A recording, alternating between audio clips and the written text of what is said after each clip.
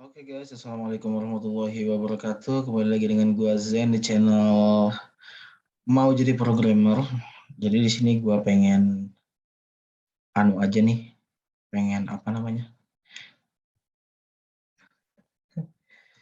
Kok openingnya rancu banget ya? Oke, jadi di sini gua pengen ngelanjutin materi yang JavaScript yang tadi pagi gua bikin tuh ya. Jadi gua lanjut nih malam ini nih, mau ngelanjutin materinya lagi yang ada di Waitress School. Oke, langsung kita buka aja Waitress School. Oh, bukan di sini gua buka cuy. Gue buka tuh di bukan, ini bokep, di bagian ngoding sini, Chrome khusus ngoding ya. Jadi kita buka aja Waitress School ya. Waitress School kita pengen belajar tentang JavaScript. JavaScriptnya baru sampai pengenalan tadi malam. Di sini kita buka di tutorial cari JavaScript, learn JavaScript, kemudian introduction ya. Introduction, kemudian kita terjemahkan dulu ya ke bahasanya, bahasa Indonesia, karena gua nggak bisa bahasa Inggris.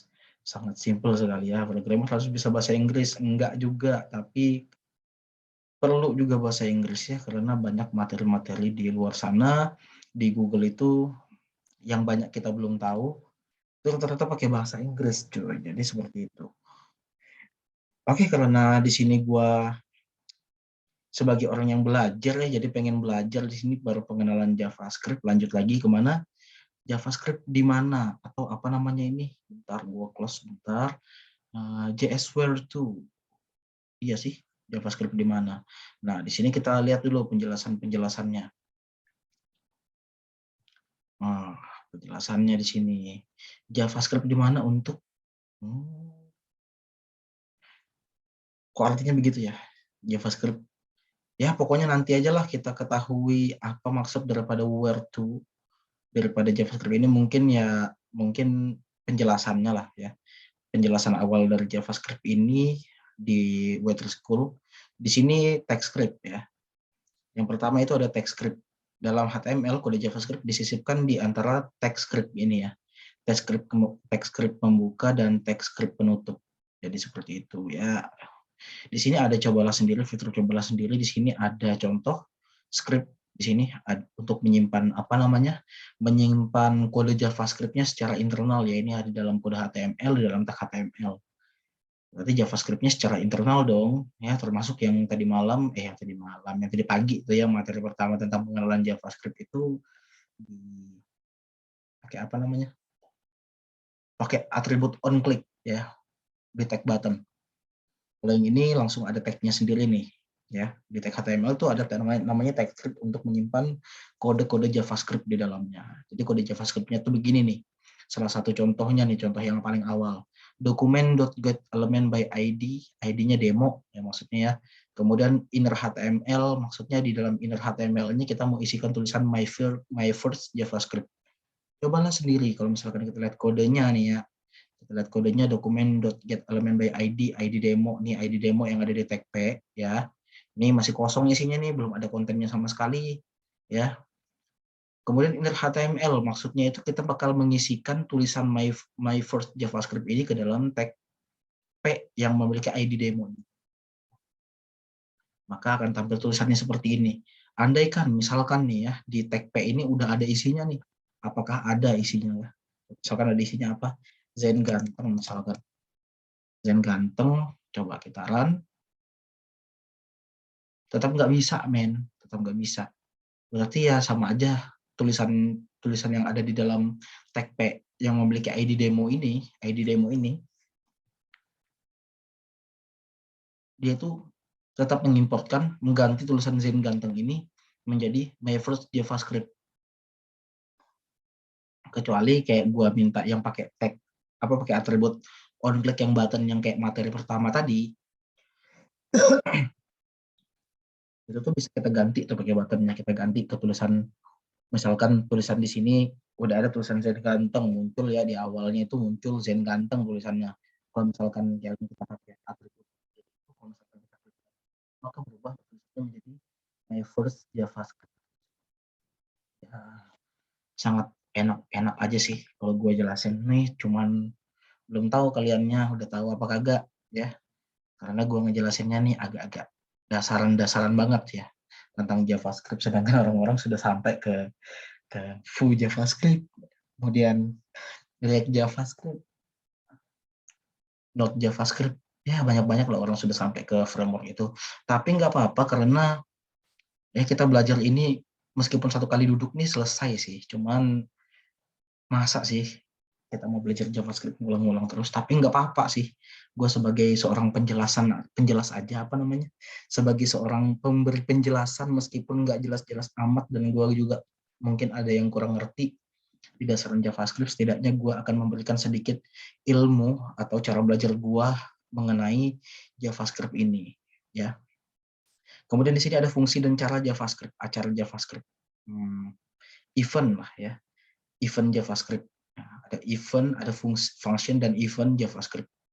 Kalau misalkan diartikan pakai bahasa Inggris, JavaScript function, misalkan function JavaScript adalah blok kode JavaScript, adalah blok kode JavaScript yang dapat dieksekusi saat dipanggil. Jadi kalau misalkan gue jelasin gimana ya? Mungkin gak usah dijelasin sih ya. Karena gue pertama belajar tuh kagak ada yang gue tahu kecuali gue langsung praktek gitu loh.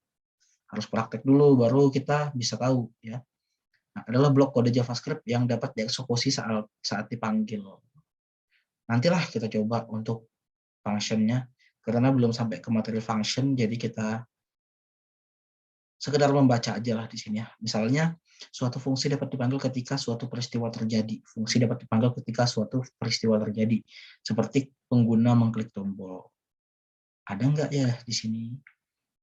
Anda akan belajar lebih banyak tentang fungsi dan peristiwa di bab-bab selanjutnya. Nah, dia sudah kasih tahu nih, bahwa nanti ada fungsi JavaScript nih, fungsi JS kita bakal belajar di sini nih ya. Pokoknya di situ. Kemudian event acara ya, event JavaScript ada di sini. Kemudian JavaScript di head atau di body di sini ya. JavaScript itu bisa kita simpan di tag head dan di tag body.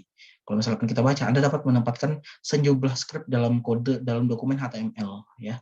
Script JavaScript maksudnya di dalam dokumen HTML. Script dapat ditempatkan di tag body atau di tag head ya. Jadi bisa disimpan di tag body atau di tag head itu bisa. Bagian halaman HTML atau keduanya. Di keduanya juga kita bisa nyimpan tag JavaScript ya. Tergantung ya. Dalam contoh ini JavaScript function ditempatkan di tag head bagian halaman HTML. Jadi misalkan dalam contoh ini nih di contoh ini nih ya, kita belum buka try it editornya belum. Try it-nya belum kita buka maksudnya. Try it tahu kagak kalian? Try it itu loh. Ini fitur cobalah sendiri. Gitu doang susah gue jelasin. Pokoknya fungsi dipanggil ketika tombol diklik. Nah, di sini kalau misalkan kita lihat dari kode programnya di sini fungsinya akan dipanggil ketika tombolnya diklik. Di sini ada tag button ya. Nah, tag button, tipe button, kemudian on click my function. Di sini ada namanya my function ya. Atau fungsi saya. Misalkan di sini ada my function. Namanya my function, kita tampilannya di on click ini. Misalkan kita klik buttonnya itu nanti bakal ini yang tulisan paragraf ini nanti akan berubah menjadi tulisan paragraf changed atau paragraf diganti. Coba kita buka fitur try it-nya. Nih. Di sini ada function, ada function JavaScript. Kemudian di dalamnya ini kode JavaScript nih. Dokumen.getElementById demo ya. Nanti ID demo ini nanti bakal kita rubah nih. Nah, demo JavaScript in head ya. Demo JavaScript in head. Ya, contoh JavaScript-nya ada di tag head.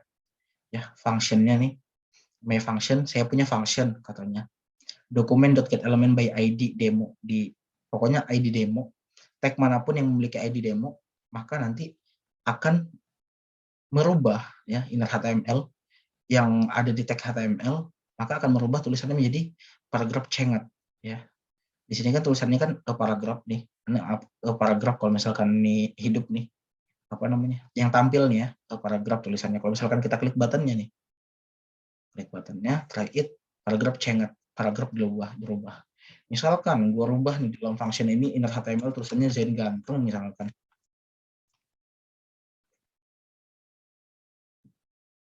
Belum ya, harus di run dulu ya. Nah, tulisannya masih paragraf nih. Nah, bagaimana nih caranya?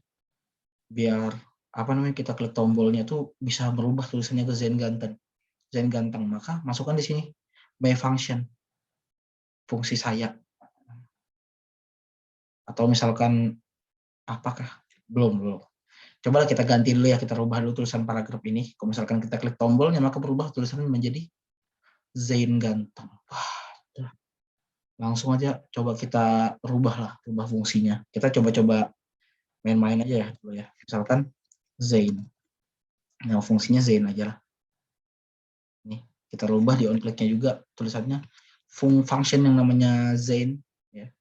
On-click misalkan function JavaScript yang namanya Zain itu, kalau misalkan kita klik nanti tulisannya menjadi Zain Ganteng. Coba kita run ulang ke paragraf, kita klik try it, maka tulisannya berubah menjadi Zain Ganteng. Benar ya? Jadi kita bisa merubah yang tulisan my function tadi menjadi Zain. Fuck lah. Jadi sembarang aja terserah kalian mau merubahnya jadi apa kayak gitu. Yang ini. Kalau misalkan kita rubah jadi alert misalkan, ini salah satu ya. Ini salah satu apa namanya atribut JavaScript apa sih sebutannya? Itu kode JavaScript lah, sebutlah alert misalkan alert gitu kan. Misalkan di sini juga alert, gue rubah jadi alert gitu. Kalau misalkan kita run, oh bisa cuy. Jadi random aja sih, mau itu apapun function alert, gue tulis alert sini bisa cuy. Zain aja lah. Tapi setidaknya kalau misalkan kalian mau bikin sebuah function, nama function itu kalian bikinnya yang random aja cuy, jangan bikin tuh kayak misalkan yang sudah ada kode apa penulisan kode JavaScript tuh kayak misalkan alert atau prompt itu jangan. Takutnya ada error-error yang tidak bisa kita prediksi. Atau kalau kalian misalkan pintar dan teliti boleh sih, boleh dicoba. Kalau gue sih pilih yang random aja. Kemudian JavaScript di body, ini ada contoh JavaScript di tag body. Kalau misalkan kita baca penjelasannya, dalam contoh ini JavaScript function ditempatkan di tag body, bagian halaman HTML. Jadi dalam tag body itu ada nih, ini kan tag body nih, tag body. Dalam tag body itu punya kode JavaScript nih, yang disimpan di dalam tag script. Kode JavaScript yang ditulis di situ. Nah, jadi gimana? Penempatannya itu harus di bawah daripada ininya, yang penulisan my function ini loh. Sama aja kegunaannya kayak tadi, cuy. Sama aja kegunaannya kayak tadi, misalkan kita rubah tulisannya berubah menjadi paragraf channel. Cuma di sini penempatannya ditempatkan di dalam tag body. Gitu aja. Jadi gua nggak usah jelasin yang panjang-panjang lah yang ini. Nah, kalau misalkan kita baca nih, menempatkan script di bagian bawah elemen body akan meningkatkan kecepatan tampilan. Karena interpretasi script memperlambat tampilan. Maksudnya apa loading halamannya? Menempatkan script di bagian bawah elemen body. Bagian bawah elemen body. Oh, di sini kan betul kan? Di bawah elemen body. Body pembuka maksudnya, yang paling bawahnya maksudnya. Akan meningkatkan kecepatan tampilan. Karena interpretasi script memperlambat tampilan. Interpretasi itu apa? Ini jangan lupa ya, istilah-istilah begini nih kita sering-sering cari di Google. Kalau misalkan, oh ini apa nih maksudnya nih? Cari di Google. Apa maksud? Atau interpretasi aja. Adalah interpretasi di Kamus Besar Bahasa Indonesia adalah pemberian kesan, pendapat, dan pandangan teoritis terhadap suatu. Apa yang maksud interpretasi? Interpretasi adalah pemberian kesan, tafsiran, pendapat. Ya, pokoknya karena pemberian, misalkan kita artikan apalah sini, pendapat. Karena pendapat script memperlambat tampilan. Ya bodo amat lah, mau artinya itu. Lompat aja cuy ya. Karena kita nggak tahu artinya cuy. Kalau misalkan kita tahu ya aman. JavaScript eksternal. Nah, yang tadi itu internal cuy. Yang tadi itu internal tuh yang kita baru belajar tuh, yang ditaruh di tag head, yang ditaruh di tag body, ada juga yang ditaruh di apa namanya? Di elemen on click ya. Elemen atribut on click ya, di tag button tadi itu. Pokoknya yang kita belajar tadi pagi itu Yang di pengenalan itu ditaruhnya JavaScript-nya secara inline ya. Secara inline beda yang inline sama internal. Internal itu yang kayak kita bikin script sendiri pakai text script itu ya. Itu internal. Kalau misalkan inline itu kita taruhnya itu di dalam sebuah atribut yang ada di sebuah tag apa sih? Yang ada di dalam sebuah tag JavaScript.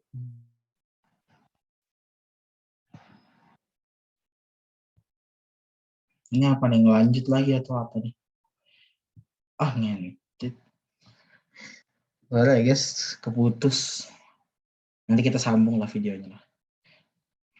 Pokoknya yang tadi, ya yang gue bilang tadi, yang script itu, apa namanya, JavaScript itu ada JavaScript internal, ada JavaScript eksternal tuh. Yang ini kan, yang ini JavaScript eksternal, yang tadi JavaScript internal tuh, yang ditaruh di tag head, yang taruh di tag body, yang pakai text script ya, text script. Kemudian di dalam text script, antara text script pembuka dan text script penutupnya itu, di tengah-tengahnya itu ada kode-kode JavaScript-nya. Jadi bisa dimasukin ke dalam, digabungin ke dalam tag HTML, ke dalam apa namanya, ke dalam kode HTML gitu lah. Tuh. Kemudian kalau eksternal ini gimana? Kita tuh bikin file sendiri cuy ya. Setahu gua itu dia dibikin pakai file sendiri. Misalkan namanya myscript.js atau script.js doang gitu kan. Nama filenya, penamaan filenya, formatnya .js. Kemudian dipanggilnya tuh pakai apa? Dipanggilnya itu pakai text script juga, cuman di text script itu menggunakan atribut src kemudian diarahin ke, misalkan kita taruhnya dalam satu folder lah nih kan, ada file myscript.js dan script.js misalkan, sama ada file index.html. Nah di file index.html ini kita taruh tag ya, sebuah tag namanya text script, kemudian di text script itu diberikan atribut src, kemudian kita masukin nama filenya. Ini kita kan simpannya di satu folder kan ya. Misalkan kita masukin kodenya, masukkan apa namanya, nama filenya myscript.js atau script.js gitu, kita masukin untuk merunning kode JavaScript-nya. Kita tampilin di website kita ya, di kode kode HTML. Astaga, kenapa sih gue error? Soalnya udah lama sih gue belum ada bikin video. Jadi ini cuma gabut-gabutan doang sih. Tapi meskipun gabut, mudah-mudahan kalian mendapatkan manfaat dari apa yang gue bicarakan sekarang. Amin ya robbal alamin. Oke, jadi script eksternal praktis ketika kode yang sama digunakan di banyak halaman web yang berbeda. Nah, jadi itu praktis. Misalkan kita tuh nggak mau gitu kan, nggak mau capek-capek nulis kode JavaScript. Biasanya tuh framework ya, misalkan Angular gitu kan. Angular ini bisa kita ambil misalkan di webnya orang gitu, apa namanya Angular JS, apa namanya, biasanya bootstrap.min.js, bootstrap.min.js, Inul, coba lah.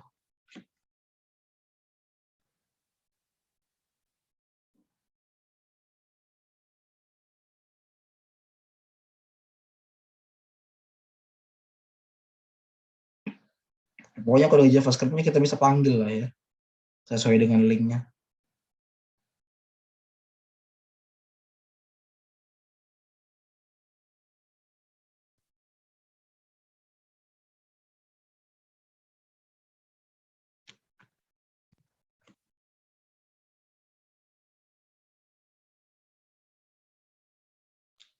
Nggak peduli sih, lanjut aja.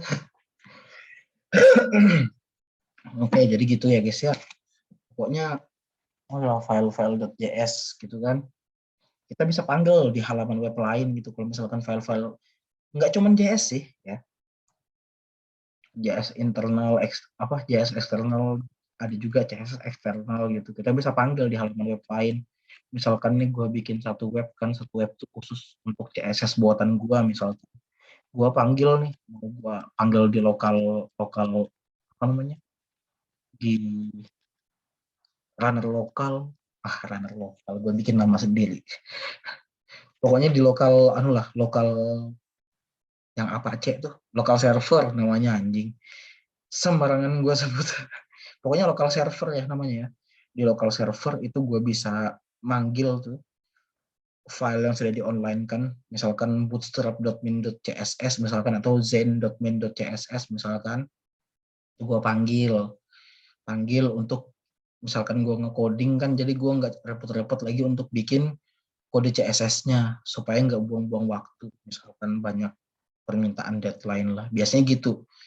Enaknya itu gitu, jadi nggak perlu copy paste juga ya, karena itu murni sendiri buatan kita. Kemudian ada file JavaScript memiliki ekstensi file.js. Tuh, jadi penyimpanannya itu, untuk penyimpanan programnya itu, penyimpanan kodenya, apa namanya, pemformatan kodenya maksudnya, file kode JavaScript itu menggunakan format .js. Jadi seperti itu ya, misalkan myscript.js ya. Kalau CSS kan my style.css atau style.css gitu. Jadi gitu ya. Ada .php, ada .txt, ada .html. Pokoknya itu namanya format cuy ya. Untuk menggunakan script eksternal nih, masukkan nama file script di src atribut sumber script tag. Jadi penulisannya tuh gini cuy ya. Penulisannya gini, tag script dulu tulis, kemudian di dalam atribut script ini kita masukkan src. Di dalam tag script ini kita masukkan atribut src gitu. Baru kasih double quote ya, double quote atau single quote, terserah kalian. Kemudian masukkan nama filenya, myscript.js atau enggak script.js atau enggak nama kalian.js. Boleh, asalkan dikasih teks script penutup lagi habis itu. Pokoknya begini ya penulisan kodenya. Kemudian Anda dapat menempatkan referensi script eksternal di tag head atau di tag body sesuka Anda. Kayak yang tadi ya, yang di atas tuh.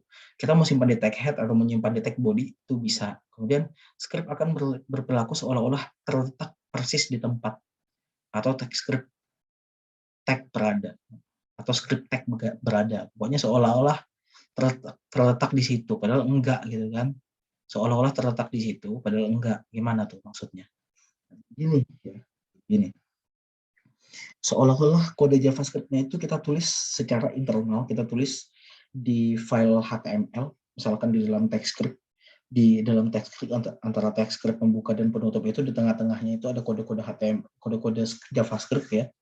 Seolah-olah kita menulisnya itu di dalam situ, di dalam format file.html itu, padahal enggak ya. Padahal kita nulisnya itu di luar daripada tempat itu. Enaknya eksternal ini ya ini, jadi keuntungan JavaScript eksternal ini kita bisa baca satu-satu nih ya. Menempatkan script di file eksternal memiliki beberapa keuntungan. Yang pertama, ini memisahkan HTML dan kode. Jadi itu lebih mempermudah kita gitu kan. Nggak terlalu repot kita kalau misalkan kita mau ngeliatin file-file JavaScript yang mana, file HTML yang mana, apa namanya, kode HTML mana, kode JavaScript yang mana. Jadi itu terpisah gitu. Jadi lebih mempermudah kita. Tuh, yang pertama, keuntungan pertama. Kemudian keuntungan kedua, itu membuat HTML dan JavaScript lebih mudah dibaca dan dipelihara. Seperti yang gue bilang tadi kan, lebih mudah dibaca dan lebih mudah dipelihara. Misalkan ada yang kehapus nih di bagian sini. Di mana ya, di baris keberapa ya tadi ya kode JavaScript-nya yang gue tulis tadi di dalam tag HTML ini. Jadi nggak ribet gitu cuy. Soalnya kalau misalkan kita ngoding nih kan, di posisi kita ngoding, misalkan ngoding landing page lah, itu kan ada membutuhkan sedikit JavaScript front end kayak misalkan Angular, ada juga Vue, ada juga React kan, React. Kita ngoding kalau misalkan kita gabungin ke tag HTML ini malah mempersulit kita.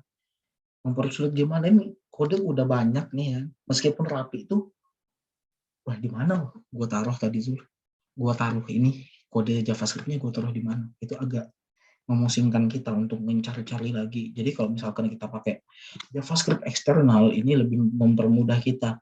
Oh ini file HTML, jadi khusus HTML semua isinya. Oh ini file JavaScript, jadi ini isinya untuk kode JavaScript semua. Lebih mempermudah kita. Misalkan ada yang kehapus kan, jadi nggak repot kita nge-scroll sana sini. Jadi biasanya begitu sih. Oke, jadi kemudian yang ketiga, file JavaScript yang di-cache dapat mempercepat pemuatan halaman. Nah, misalkan nggak ada gunanya nih ya, nggak ada gunanya nih kodenya, misalkan di JavaScript eksternalnya. Ini ada yang nggak ada gunanya, misalkan nih untuk bikin transformasi. halaman itu kan biasanya kita pakai JavaScript tuh kan. Atau enggak kita mau bikin apa ya? JavaScript biasanya rata-rata orang bikin animasi pakai JavaScript juga, ya. Itu pokoknya tuh lebih mempercepat muat halaman gitu, loading halamannya tuh lebih cepat kalau kita pakai pakai JavaScript gitu, apa eksternal. Kalau internal itu semuanya dimuat, jadi loading halaman webnya lambat. Jadi yang salahin tuh developernya. Biasanya tuh developer tuh lebih membiasakan diri menggunakan kode JavaScript secara eksternal karena yang dianggap ini sampah, ini tidak berguna nih, tidak misalkan untuk transfer misalkan ada kode transformasi untuk webnya ini, tapi kita nggak pakai transformasi di web kita. Di sini otomatis nih, ya. Di sini otomatis nih di file eksternal JavaScript-nya, otomatis, oh ini nggak guna berarti nggak usah di loadingin nih. Dia tuh cepat lah gitu lah. Yang nggak ada gunanya enggak, katanya. Contohnya nih, contoh penulisannya, contoh pemanggilan tulisannya. Misalkan kita punya dua file JavaScript, kita bisa membedakannya menggunakan angka 1 dan angka 2. Gitu. Misalkan myscript1.js, myscript2.js, misalkan. Seperti itu. Pokoknya penulisannya seperti ini lah, singkat, cuma masukin nama filenya aja pakai atribut src. Udah aman, nggak perlu nulis lagi kode-kode JavaScript-nya di dalam. Ya, gua saranin ya lebih mudah pakai framework sih, meskipun agak ada susah-susahnya yang agak ya. Kemudian referensi eksternal di sini ya. Script eksternal dapat dirujuk dalam 3 cara berbeda. Yang pertama dengan URL lengkap, halaman web lengkap. Misalkan kayak tadi ya, misalkan gue punya contoh lah, gue punya web ini nih.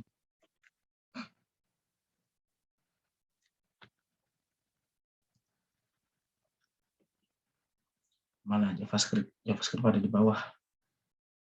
Misalkan ini ya, JavaScript. Kita bisa menggunakan ini, link ini, gitu. Kita masukin ke dalam sini, ke dalam kode editor kita. Open folder, terserah aja. Portfolio misalkan, kita bikin file baru dengan nama index.html. Oh, sudah ada, Cut. Misalkan nih index.html nih, apa yang kita taruh di sini aja lah ya. Seolah-olah nih. Nah, oh, bentar. Misalkan nih penulisannya begini nih, ya, script, kita pakai text script, kemudian kita masukin atribut src-nya, kemudian kita paste nih linknya. Jadi otomatis tuh kita bisa menggunakan JS eksternal, JavaScript eksternal hanya dengan menggunakan link online tadi. Ini online kan, tapi gua biasanya kalau gue bikin itu JavaScript-nya itu secara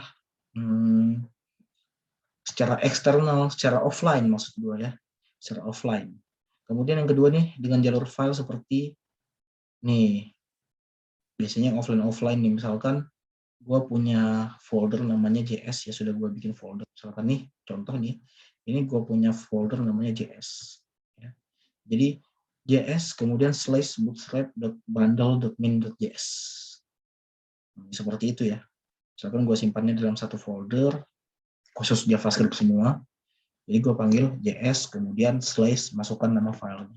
Kemudian tanpa jalan apapun, biasanya tanpa jalan apapun, begini aja. Misalkan gue simpan file bootstrap.bundle.min.js ini, gue simpannya tuh di satu file, di satu folder doang dengan file index.html-nya. Jadi kita tinggal panggil nama filenya aja, nggak perlu kita masukin embel-embel nama filenya gitu kan, nggak perlu.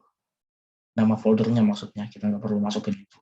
Oke, jadi seperti itu ya. Kita bisa contoh, kalau misalkan URL lengkap itu seperti ini, ya, yang gue bilang tadi, kita bisa copy aja langsung linknya, yang di sini berisi tentang kode JavaScript semua. Kita tinggal pastekan ke dalam atribut src di text script. Seperti itu. Kemudian contoh ini menggunakan jalur file untuk menautkan myscript.js. Menggunakan jalur file. Kalau menggunakan jalur file itu misalkan kita simpan di satu folder berbeda kan. Misalkan di satu folder untuk myscript.js kita simpan di folder JS yang khusus di situ isinya file JavaScript semua. Jadi kita masukin nama filenya dulu, nama foldernya dulu, kemudian slash kita masukin nama filenya. Seperti itu. Kemudian yang ketiga, contoh ini tidak menggunakan jalur untuk menautkan ke myscript.js. Nah, kalau ini kita simpannya itu di satu tempat yang sama gitu sama file index.html atau file HTML yang lainnya. Kita nyimpannya di satu folder yang sama. Jadi tinggal panggil namanya doang, nggak perlu kita masukin jalur alamatnya. Ya ini maksudnya ini sebagai alamatnya. Oh, gue mau manggil file JS nih.